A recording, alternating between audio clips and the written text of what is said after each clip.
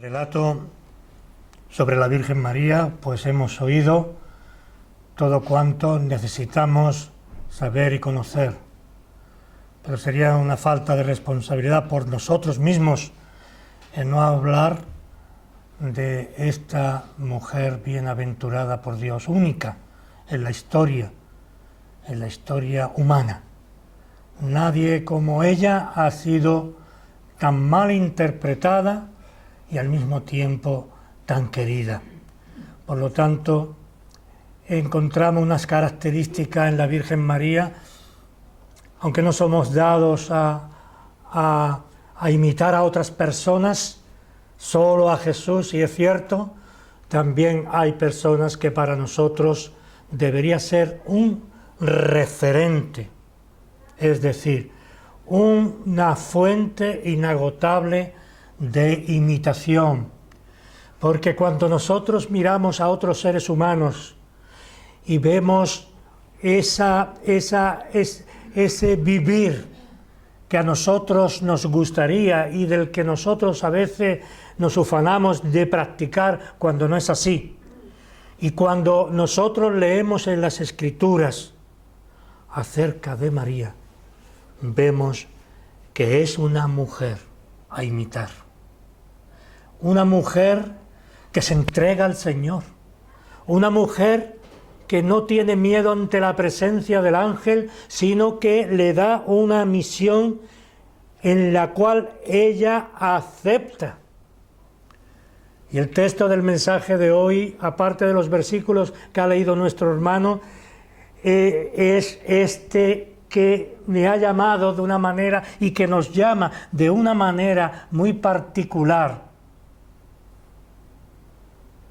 El hecho de que ella se declare la sierva, la esclava del Señor. Está el original entre no esclava ni entre sierva, sino hay una unión entre lo que significa en castellano ambas palabras. El siervo no es esclavo y el esclavo no es siervo. El siervo libre, no se le llamaba esclavo, era una persona que estaba al servicio del señor feudal, pero no era esclavo, podía tener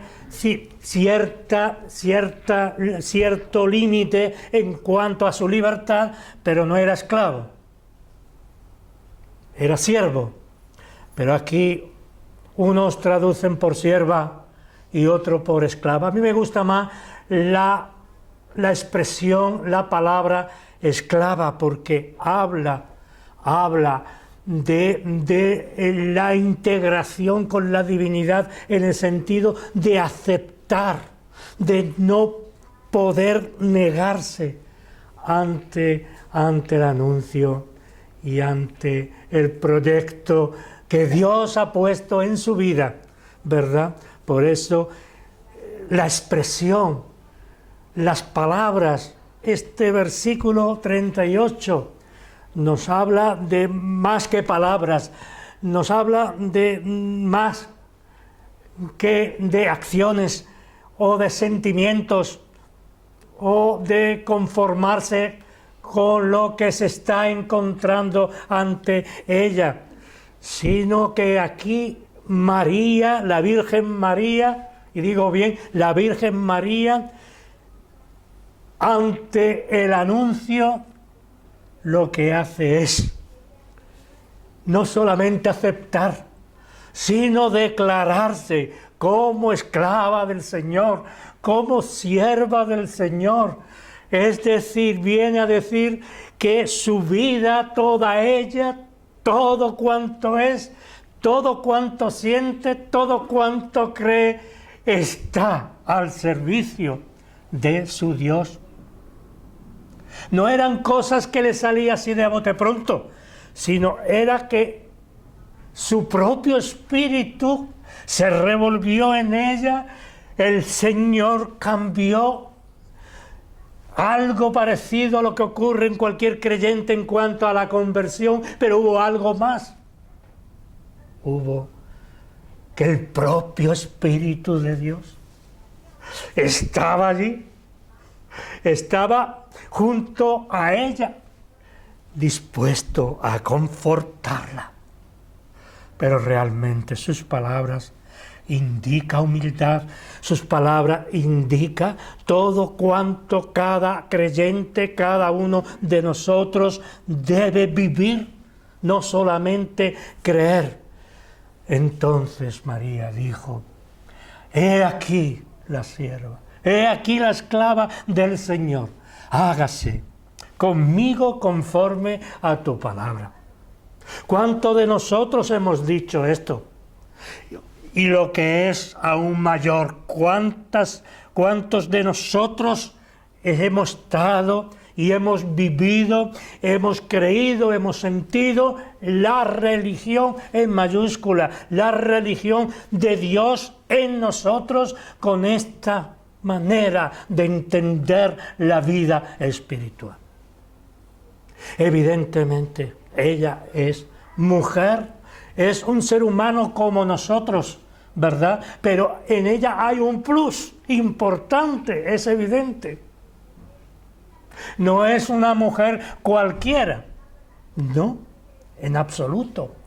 Es la madre de nuestro Señor Jesucristo, aquella en la cual nacería el Hijo de Dios. Era la mujer elegida por Dios para que en su seno, en sus entrañas, habitara el Hijo de Dios hecho hombre, el Hijo de Dios humanado por el milagro de concebir a ese ser único e irrepetible, al Hijo de Dios, a Cristo Señor, al hombre en mayúscula, al hombre de hombre verdadero, nuestro Señor Jesucristo. Hágase conmigo conforme a tu palabra. ¿Cuántas veces nos hemos puesto en ese lugar? ¿Cuántas veces le hemos dicho al Señor: he aquí mi vida, he aquí todo cuanto soy, haz tú lo que quieras conmigo, Señor? Cantamos un cántico, un himno que dice precisamente estas palabras: haz lo que quiera de mí, Señor. Pero eso es verdad en nuestras vidas. Sí, es un buen sentimiento que hemos tenido, algo que por circunstancia de la predicación o de las canciones o de los himnos o de la oración o de ese momento anímico en el que nos encontramos, hemos dicho: Señor, haz lo que quiera de mí. Pero no es eso. No es en María una expresión de ella, a bote pronto, repito nuevamente, sino es un sentimiento profundo, espiritual, que Dios pone en su corazón y en su vida. Ella se declara pecadora, como nosotros. Ella acepta la voluntad de Dios, conforme a la palabra de Dios. Yo quiero, podríamos decir nosotros, aceptar, y lo decimos continuamente: Señor, acepto tu voluntad en mi vida. Ninguno de los aquí presentes o en otros lugares puede negar esto, pero lo hacemos realmente con el corazón, lo hacemos lo más profundo de nosotros mismos, o lo hacemos como ella, igual que la Virgen María. Por eso estoy llamando a una mujer que será madre, incluso que fue madre en el tiempo y en el espacio que nos ocupa con respecto a nosotros. Estoy llamando virgen intencionadamente a la madre, a la que parió a Jesús nuestro Señor, porque ella es la Virgen por antonomasia, porque ella no conoció varón antes de que naciera Jesús. porque nosotros declaramos, y así lo declararon nuestros padres en la fe desde el principio, puesto en el credo apostólico, nació de María virgen. Así lo creemos, así la Iglesia del Señor lo ha ido proclamando siglos tras siglos. Por eso me permito decir la Virgen María en el contexto del nacimiento de nuestro Señor Jesucristo. Por eso hay tantos desencuentros entre el mundo y los protestantes. Estoy hablando a un nivel humano, porque pertenecemos a una forma de religión cristiana, somos cristianos, o nos declaramos tales, o nos declaramos evangélicos, o reformados, pero en realidad se nos conoce por lo que se nos conoce, por protestantes. Por eso muchos de ellos no tienen idea acerca de lo que nosotros pensamos sobre este tema. Nosotros creemos en la Virgen María, mejor dicho, creemos en su virginidad. Ha habido y aún persiste, con la bendición de la Iglesia romana, todo eso que nosotros, y no cal pues repetir, de ese falso concepto sobre nuestra fe, no solamente sobre esto, sino sobre otras materias, y de una manera muy, muy, muy especial sobre la Madre de nuestro Señor Jesucristo. Nosotros expresamos lo que hemos dicho, que el nacimiento de Jesucristo fue su concepción y todo cuanto entraña a la venida de nuestro Señor Jesucristo fue algo único e irrepetible para la humanidad. Por eso nosotros, como cristianos, como evangélicos, como reformados o como protestantes, llamémonos como queramos, que todas estas palabras para nosotros son sinónimas. Estamos expresando lo mismo, una fe que está en las Sagradas Escrituras. Pero yo quisiera hablar más que nada, y por el texto que he leído, de esa María creyente, de una mujer que llegó incluso a ir más allá de esa expresión de nuestro texto bíblico. He aquí la esclava del Señor. Y también leemos que ella dijo: mi alma se goza en Dios mi salvación, mi Salvador. Mi alma se goza en Dios mi Salvador. Es decir, reconoce en ese ser que hubo en sus entrañas, que Dios se manifestó en su Hijo Jesucristo. Y no solamente se manifestó, sí, la divinidad se manifiesta en su Hijo Jesucristo, de una manera tal que en otro lugar se dice Dios con nosotros. Porque al llamar a Jesús Emmanuel, al decir este nombre, esta palabra significa Dios con nosotros. Es decir, no es que Dios podemos también decir que está aquí con nosotros, no. Dios con nosotros es refiriéndose a Jesucristo, al Hijo de Dios, como Dios verdadero, Hijo de Dios verdadero, y como hombre de hombre verdadero, expresión que ya hemos utilizado en diferentes momentos. Estas palabras, recogidas en las Sagradas Escrituras, muestran a una mujer como tú y como yo, a un ser humano como tú y como yo, que está dispuesta a aceptar el ministerio, ese ministerio que hace de ella una persona diferente y peculiar, única e irrepetible en la historia del hombre.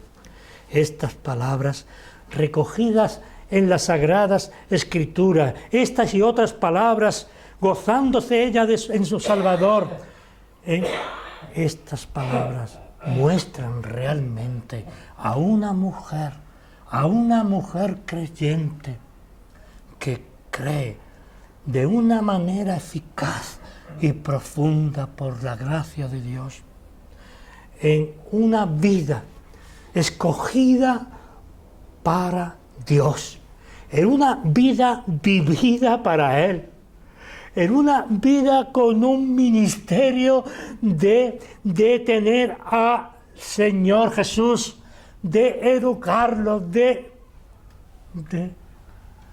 ayudarle, de protegerlo, aunque, como sabemos, no era necesario. Pero tenía que ser así porque Jesús vino como hombre y tenía que sufrir y tenía que pasar cosas como cualquiera de nosotros. Incluso lloró ante la tumba de Lázaro. Era un hermano, es nuestro hermano. Jesús es nuestro hermano. ¿Cómo no conocerá nuestra vida?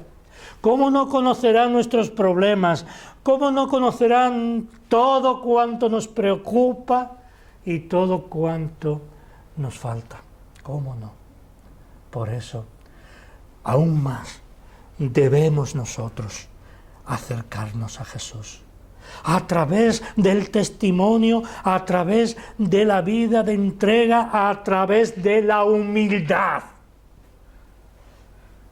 de la Virgen María, como un ejemplo, nadie se engañe, como un ejemplo a seguir. Aquí en este relato de San Lucas está todo lo que nosotros nos puede interesar como creyentes. Está no solamente la encarnación y la concepción de el Señor Jesucristo, nuestro Señor y Salvador, sino también el conocimiento no solo intelectual, sino espiritual sobre esta historia maravillosa. Aquí empezamos el capítulo de Lucas, en los textos que antes leíamos, donde se nos da primeramente una información importante sobre la Virgen María. Su nombre era Miriam, que traducido podría ser exaltada, igual que el familiar de Moisés, exaltada. Y eso fue lo que ocurrió en su vida.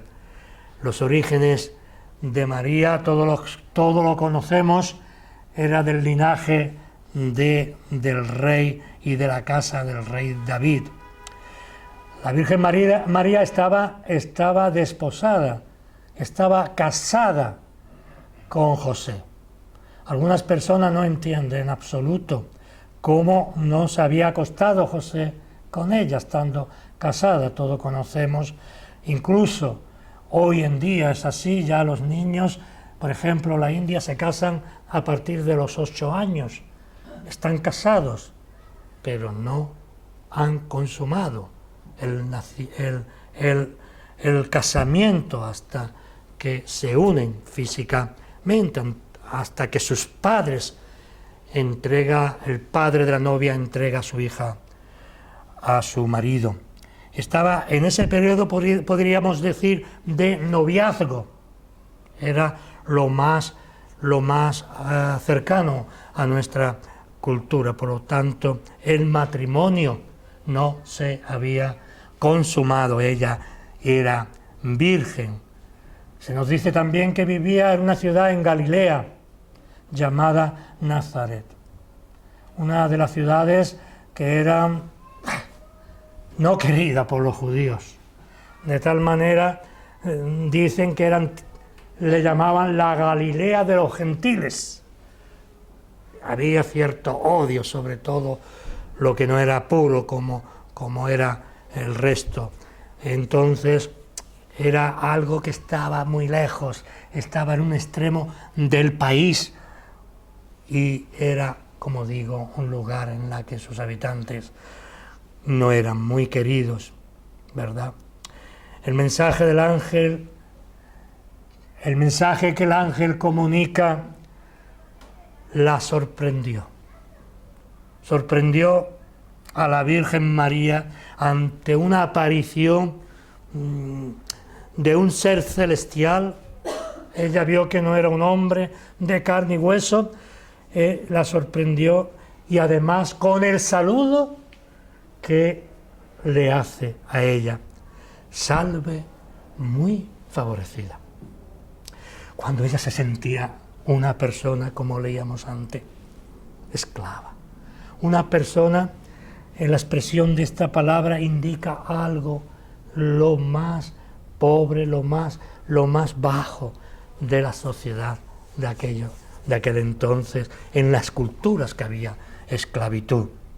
A ella le sorprendió este saludo: salve muy favorecida. Ella no sabía nada de lo que iba a anunciar el ángel, por lo tanto ella posiblemente se quedó muy sorprendida.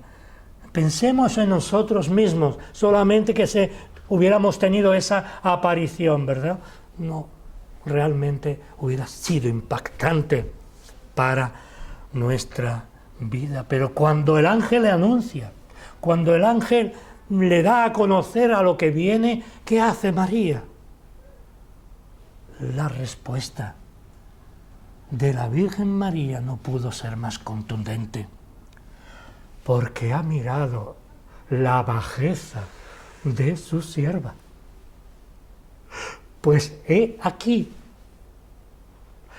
desde ahora me dirán bienaventuradas, bienaventuradas todas las generaciones. Qué respuesta más hermosa. Porque ha mirado la bajeza de su sierva, de su esclava. Ha vivido, ha conocido lo más profundo de su alma, cómo el Señor ha llegado a su vida, la ha transformado, la ha cambiado de una manera única e irrepetible. Nuestra conversión es simplemente algo pequeño, algo imperceptible para nosotros mismos. Es simplemente algo que en un momento determinado cambió nuestra vida y en ese día recordamos. Porque no ha habido quizá ninguna otra experiencia similar a esta, a la conversión. Y nos sentimos contentos y nos sentimos halagados y nos sentimos por ello personas superior a veces a los demás. Pero ella dice aquí: porque has mirado la bajeza de tu sierva. Y reconoce que ante ese ministerio, que ante la concepción que iba a tener, ante el nacimiento del mismo Señor Jesucristo, ante la historia sería bienaventurada. Nosotros declaramos que es una persona bienaventurada, pero no para ser ídolo, hacer ídolo de ella, ni rendirle culto. Ella, si pudiera mirarnos o mirar al mundo romano desde el lugar donde está, se sentiría avergonzada. Ella no es reina de nada. Ella dice la bajeza ella reconoce su bajeza, su servidumbre, reconoce que depende enteramente de Dios. Ella no es reina de nada. Ella es una mujer especial, bienaventurada, de una manera como ningún otro ser humano será. Pero realmente aquí vemos la expresión que muchas personas que dicen creer en la Virgen María tendría que hacer, tendría que declarar algo exactamente igual que esta mujer de un rincón alejado, aunque nació en Belén, una pequeña aldea, algo minúsculo, dice la Escritura, y tú, Belén de Efrata, nada, no es nada, porque en lo pequeño, en lo miserable, está y se produce el poder de Dios y la gloria de Dios. En lo más pequeño, en lo más miserable de este mundo, Dios es engrandecido. Dios es engrandecido. Así, aquí encontramos en este texto una mujer diferente, una mujer para imitar, no para seguir como algunos. Imitar quiere decir no en el grado que lo hace la Iglesia romana, ni mucho menos, pero sí, estar con el pensamiento de que todavía, habiendo personas como ellas, hay esperanza para la humanidad. Hay esperanza. Nosotros deberíamos ser así. Nosotros deberíamos ser ese punto de encuentro de personas que hoy en día no tienen nada, en absoluto, que lo están pasando muy mal a pesar de que nosotros nos quejamos siempre, ¿verdad? Por eso tenemos nosotros que vivir estas palabras que ahí está puesta en las Escrituras para que nosotros las conozcamos. Mira, le dice el ángel, mira, concebirás en tu seno y darás a luz, parirás, en la palabra correcta, un hijo que llamará su nombre Jesús, Emmanuel. Por eso, aunque ella había vivido desde su más tierna infancia en la oscuridad y la pobreza, ella tendría el honor de ser la madre del Mesías. Su hijo se llamaría Jesús, Emmanuel, Dios con nosotros, Jesús, Yahvé, salva, quiere decir esta palabra. Dice la Escritura, será grande, tan grande que será llamado, y aquí llamado con propiedad, Hijo del Altísimo, nos dice la palabra en el versículo 32. ¿Cómo será esto? Dice María. Que no conozco varón, puesto que no conozco varón. Ella sabía. Y lo encontramos en Isaías 7:14 y en el Evangelio según San Mateo, capítulo 1, versículo 23, que el Mesías nacería o había de nacer de una virgen. Concebirá por el poder, ella concebirá por el poder del Altísimo, ya que el Espíritu Santo vendrá sobre ella para llevar a cabo la obra de la encarnación del Hijo de Dios. Ella se somete a la voluntad de Dios. Ella se somete también a todo o respecto a lo que Dios pide de ella. Del mismo modo, hermano, hermana, nosotros, cada uno de nosotros, nos tenemos que someter a la palabra de Dios. Lo que hace aquí María era someterse a la palabra de Dios dada por el ángel. Y no solamente se somete a la palabra de Dios, sino a todo lo que Dios pide de ella. Nosotros también nos tenemos que someter a todo lo que el Señor pide de nosotros y que está escrito en la palabra, en las Escrituras. No es necesario ya, porque el libro se terminó, la profecía se terminó. Ahí está todo cuanto nosotros debemos conocer y creer y actuar. Por eso debemos tener esa actitud de someternos a la voluntad y hacer todo lo que la palabra de Dios nos pide que hagamos. Aquí encontramos a una mujer con una profunda fe. Si no hubiera sido así, ella hubiera actuado de otra manera. Aquí encontramos que su fe también era humana, pero era celestial, era de Dios. Por eso la fe que ella deposita como persona humana, como mujer, en la autoridad de Dios sobre su vida. Esa fe sometida a la autoridad de Dios es fe genuina, verdadera.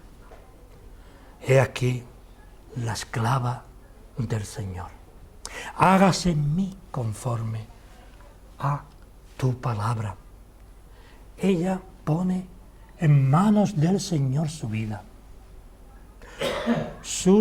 Como jovencita que era, unos 16 años, pone todos sus proyectos, todos sus sueños, todo lo pone en las manos del Señor.